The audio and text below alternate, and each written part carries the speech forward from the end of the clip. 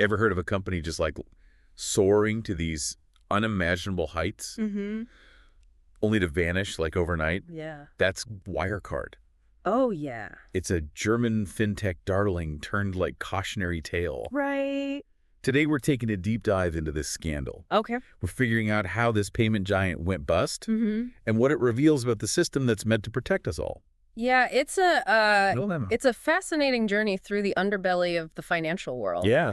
We'll uncover the mechanisms of deception, Right. the role of oversight, Okay. and just the fallout that sent shockwaves through global markets. Our guide for this deep dive is a 2021 academic paper Okay. by Renee Jacobet. Mm-hmm. It's titled The Wirecard Scandal and the Role of BaFin, a case for unifying capital market supervision in the European Union. Wow. It breaks down the rise and fall of Wirecard Okay. and dives deep into the role of Germany's financial regulator, BaFin. So this case truly highlights how interconnected the global market is. Yeah. And the challenges of relying solely on national supervision. Yeah. You know, there are lessons to be learned Right. about regulatory blind spots and just the potential pitfalls when national interests come into play. So imagine Wirecard, Okay. this German fintech superstar. They were even part of the prestigious DAX index. Oh, wow. That's like a group of Germany's top 30 publicly traded companies. Okay. Their reported profits were quadrupling. Wow. Their stocks skyrocketed from 17 euros to 135 euro Okay. in just a few years, even surpassing Deutsche Bank in value at one point. It was Gee. a financial fairy tale, or so everyone thought. Right. But as we know, fairy tales often have a darker side. Yeah. 2020, the illusion shattered. Right. Wirecard declared insolvency after a shocking 1.9 billion went missing from their accounts. Euros, yeah. Yeah. Potentially the biggest white-collar crime in post-war German history. Talk about a plot twist. Right. So now, Wirecard was a payment service provider, Okay. or PSP. They facilitated electronic payments for merchants, Okay. basically allowing businesses to accept credit cards and online payments. Right. They had two main segments, Right. payment processing and risk management, and acquiring and issuing.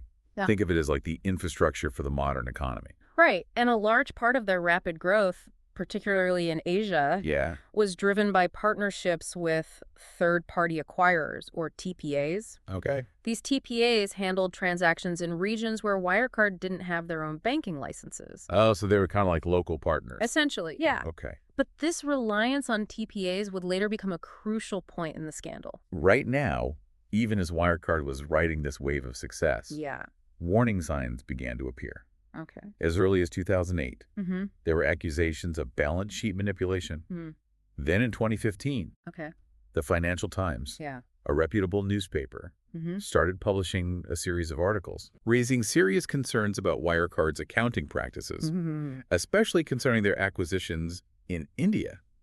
So the FT was relentless. Yeah. Particularly in their focus on the 2015 acquisition of an Indian company called Hermes. Okay. They revealed potential overvaluation and questionable connections, raising doubts about whether Wirecard was inflating its value through these acquisitions. And then in 2016, a bombshell dropped in the form of a report from Zatara Research and Investigations. Interesting. It accused Wirecard of a whole slew of wrongdoings. Okay. Fraud, corruption, even links to illegal gambling. Oh, wow. They even set a target price for Wirecard stock. Okay. 0, Todd, 0, Per share. 0. Now, it's important to note that Zatara was a short seller. Yeah. They profit when a company's stock goes down. Right. So their motivations weren't entirely altruistic. Right. However, their report, despite being anonymous, was incredibly detailed. Okay. And it raised a multitude of red flags that warranted further investigation.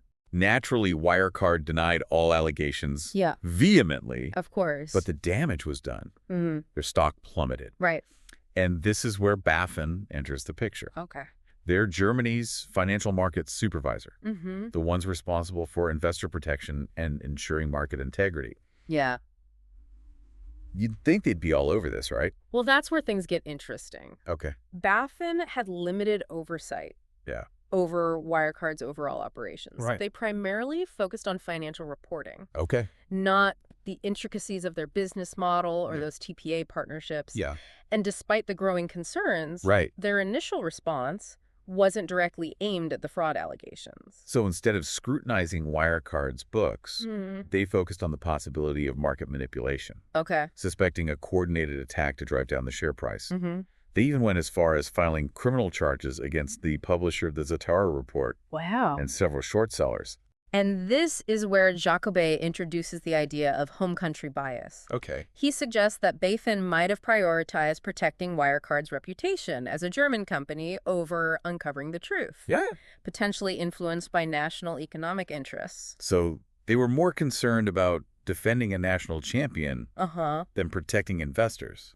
It's a complex issue. Yeah. But this home country bias becomes even more apparent in 2019, Right. when the FT published explosive articles Yeah. alleging accounting irregularities in Wirecard's Asian operations. Okay. Especially their reliance on those TPAs. Right. They discovered that a huge chunk of Wirecard's reported revenue and profits were flowing through just 3 TPAs. Wow. They even sent reporters to the supposed offices of these TPAs, Okay. only to find one based in a largely unmanned office suite in Dubai, Seriously. and another sharing space with a Manila tour bus company in the Philippines. Was Definitely that- raises some eyebrows, right? Yeah, and remember those escrow accounts? Wirecard claimed to use for managing TPA transactions. KPMG, a major auditing firm, was brought in for a special audit Okay. and couldn't verify the existence of these accounts or the transactions supposedly flowing through them. Oh, geez. That missing $1.9 billion was starting to look less like an accounting error and more like a deliberate act of deception. So what did BaFin do? Well, they doubled down on their suspicion of market manipulation, Really? even going as far as temporarily banning short selling of Wirecard stock Wow. and filing criminal complaints against the FT journalists who broke the story. Are you serious? It's a puzzling response. Instead of investigating the possibility of Wirecard cooking the books, they seemed more focused on silencing its critics. And sadly, this might have had unintended consequences. How so? Seeing BaFin seemingly defending Wirecard could reassure investors, Yeah. leading some to hold on to their Wirecard shares even as the evidence mounted against the company. So this begs the question. Was BaFin intentionally trying to protect Wirecard? Right. Or were they genuinely blinded by their own biases? Either way, their actions had real-world consequences, potentially costing investors dearly. It's a crucial point that raises questions about the very structure of financial regulation and how national interest can impact objectivity. This deep dive is just getting started. Okay. Let's take a closer look at how Germany's financial reporting enforcement system works and whether its structure played a role in this saga. Okay. Stay tuned. Right. So we've established that BaFin's initial response to the Wirecard allegations was, let's say, questionable. Yeah. But it's not just about one institution's actions. Right. The structure of Germany's financial reporting enforcement system itself is quite unique and might have contributed to the problem. Absolutely. Germany's system relies on 2 separate bodies, the Financial Reporting Enforcement Panel, or FREP, and BaFin, instead of a single all-powerful regulator. Right. They have a 2-pronged approach. Sounds complicated. Yeah. So how does this 2-pronged system actually work in practice? Think of it like a relay race. Okay. FREP, a privately organized company, runs the first leg. Okay. They examine whether a company's financial statements comply with accounting standards. Only if FREP stumbles, meaning they find clear signs of wrongdoing, or the company refuses to cooperate, Okay. can BaFin jump in for the second leg? So there's this inherent delay built into the system. Exactly. It's like waiting for permission to investigate potential fraud. Yeah, and in Wirecard's case, this system proved painfully slow and ineffective. Right. FREP, with its limited resources and reliance on cooperation from the company under investigation, Yeah. simply couldn't keep up with the complexities and scale of Wirecard's alleged fraud. It's almost as if the system was designed to give companies like Wirecard the benefit of the doubt, Right. rather than to aggressively pursue potential wrongdoing. That's a valid observation, and it gets worse. Oh, so even when BaFin finally took action, it was often too little too late. Right. Remember, they only initiated a formal investigation to Wirecard in 2019, years after those initial red flags emerged. And even then, their focus seemed more on protecting Wirecard than uncovering the truth. Yeah. The short-selling ban and those criminal complaints against journalists, Right. those don't exactly scream determined to get to the bottom of things. Agreed. And this is where that home country bias we discussed earlier becomes really relevant. Right. Jacoby argues that BaFin's actions, or lack thereof, were driven by a desire to protect Wirecard as a German champion. Yeah. Even when faced with mounting evidence of wrongdoing. So national pride potentially trumped investor protection. It's a possibility that needs to be considered. Yeah. Remember, BaFin is part of the German federal government, reporting to the Ministry of Finance. Right. This lack of independence from political influence might have made them more susceptible to economic considerations. Right. And pressure to protect a prominent German company. So we're seeing a pattern here. Yeah. A regulator that's slow to act, limited in its powers, and potentially influenced by national interests.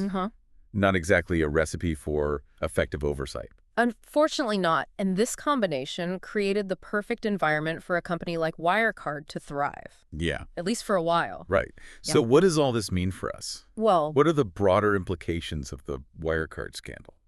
The Wirecard saga is a stark reminder that we need strong, independent, and well-equipped regulators. Right. These watchdogs need to be empowered to act swiftly and decisively, free from bureaucratic hurdles or political pressure. They also need a healthy dose of skepticism. Absolutely. They can't just blindly trust a company just because it's seen as a national success story. Precisely. And it's not just about national regulators. Okay. In an increasingly interconnected world where companies operate across borders, we need greater coordination and collaboration between regulators globally. Because financial crime doesn't stop at national borders. Exactly. Wirecard exposed the limitations of national supervision in a globalized financial system. That's where Jacoby's proposal for a single European supervisor comes in. Right. He envisions a pan-European financial watchdog, independent from national politics and equipped to oversee complex cross-border institutions like Wirecard. Right. Think of it as a financial superhero for the EU. It's a compelling idea. Yeah. Such a supervisor could help eliminate regulatory arbitrage, where companies exploit loopholes by seeking out countries with weaker oversight. It could also promote a more consistent and robust approach to financial regulation across the EU. But wouldn't that also concentrate a lot of power in one institution? That's a valid concern. Centralizing power always carries risks. However, the potential benefits of a single supervisor, increased efficiency, reduced fragmentation, and greater independence from national pressures are significant and worthy of serious consideration. It's a complex issue with no easy answers. Absolutely. Especially in light of scandals like Wirecard. This case highlights the flaws in the current system and underscores the urgent need for reform. Whether that means a single EU supervisor or strengthening existing national regulators, ultimately we need to ensure our financial watchdogs are up to the task. Now, beyond the regulatory implications, there's a deeper lesson here about the importance of skepticism, transparency, and accountability in the financial world. Agreed.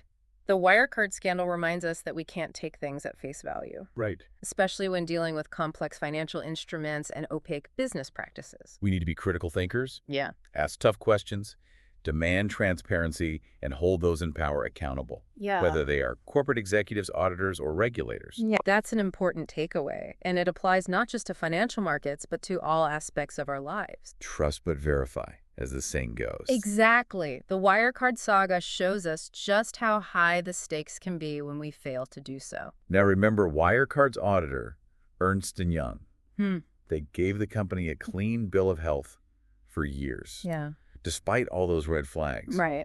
What's their role in all of this? Let's unpack that next. Let's talk about Ernst & Young. Okay. Wirecard's auditor. Right. For years, they gave Wirecard a clean bill of health, despite all the warning signs swirling around the company. It raises serious questions about the role of auditors. They are supposed to be independent watchdogs, scrutinizing a company's financials and providing a reliable assessment of its health. But in Wirecard's case, that didn't happen. So were they complicit or simply incompetent? That's a complex question, and investigations are still ongoing. It seems likely that multiple factors contributed to their failure. Like what? Well, a lack of professional skepticism. An over-reliance on information provided by Wirecard. And a failure to thoroughly investigate those persistent allegations. It's a stark reminder that even respected institutions can fail. And we must hold them accountable. Absolutely. Just like any other player in the financial system. The Wirecard scandal has shaken trust in the auditing profession. Yeah, for sure. It forces us to ask tough questions about their ability to effectively detect and prevent fraud. So where do we go from here? Well, what steps can we take to prevent another Wirecard from happening? As we discussed, Jacobait strongly advocates for a unified European supervisor. Right. He argues that a single entity, independent from national politics and equipped with the necessary resources, would be better positioned to oversee complex cross-border financial institutions like Wirecard. So like a pan-European financial watchdog. Yeah. Keeping an eye on the markets from Dublin to Athens. Sounds good in theory, but would it work in practice? It's not a simple solution. Right. Implementing such a system would require significant political will and coordination between member states. Yeah. There are valid concerns about concentrating too much power in a single institution. Yeah, for sure. As we discussed earlier. But standing still isn't an option either, right? Definitely not. The Wirecard debacle exposed serious vulnerabilities in our current system. Yeah. Whether it's a single EU supervisor or strengthening existing national regulators, we need to ensure our financial watchdogs are up to the task. Agreed. Now, beyond the regulatory changes, this story has another crucial lesson. Yeah, what's that? It highlights the important role journalists and whistleblowers play in uncovering wrongdoing. Oh, right. Without the Financial Times' persistent reporting, who knows how long Wirecard's deception might have gone unnoticed. It truly underscores the power of investigative journalism and the importance of a free press in holding those in power accountable. Yeah. And let's not forget the brave internal whistleblowers who risked their careers and reputations to expose the truth. Yeah, they don't always get the credit they deserve. No, they don't. They played a critical role in unraveling this massive fraud. Definitely. It makes you wonder, though, how many other Wirecards are out there? Right. Operating in the shadows, waiting to be exposed. And what can we as individuals do to protect ourselves? Well, knowledge is power. Okay. The more informed and engaged you are, the better equipped you'll be to spot potential risks. Right. Don't just blindly trust a company's marketing or rely solely on stock prices. So we should be doing our own research. Exactly. Looking beyond those glossy brochures. Read those financial statements. Okay. Look for anything that seems out of place or too good to be true. Right. A healthy dose of skepticism is your best defense against financial fraud. And don't be afraid to ask questions. Yeah. Even if it means rocking the boat a little. Challenge assumptions. Demand transparency. Speak up if you see something suspicious. Absolutely. As we've seen with Wirecard, speaking up can make a world of difference. Yeah, for sure. Report concerns to authorities, contact the media, consider whistleblowing. You might be the one to prevent the next financial catastrophe. So as we wrap up our deep dive into the Wirecard scandal, remember, knowledge is power. It is. The more you understand how the financial system works, right, the better prepared you'll be to protect yourself. And it's not just about protecting your own investments. It's about the integrity of the entire financial system. Right. A system that impacts us all. Now, while Jacobait argues for a single European supervisor, could that really have prevented Wirecard's collapse? Right. Would more centralized power be the solution? Or would it create new risks? It's hard to say. It's a complex issue with no easy answers. One that's worth pondering as you explore the complexities of financial regulation. And remember, the Wirecard saga is just one chapter. In the ongoing evolution of finance. Right. As technology continues to reshape this landscape, the need for vigilance-informed debate and healthy skepticism will only intensify. Stay curious. Stay engaged and keep asking those tough questions. Couldn't have said it better myself. That's the best way to navigate the ever-evolving world of finance and contribute to a more stable and transparent financial future for everyone. For sure. Thanks for joining us on The Deep Dive. Until our next deep dive, remember, knowledge is your shield. Oh, I like that. And skepticism is your sword. I like that too.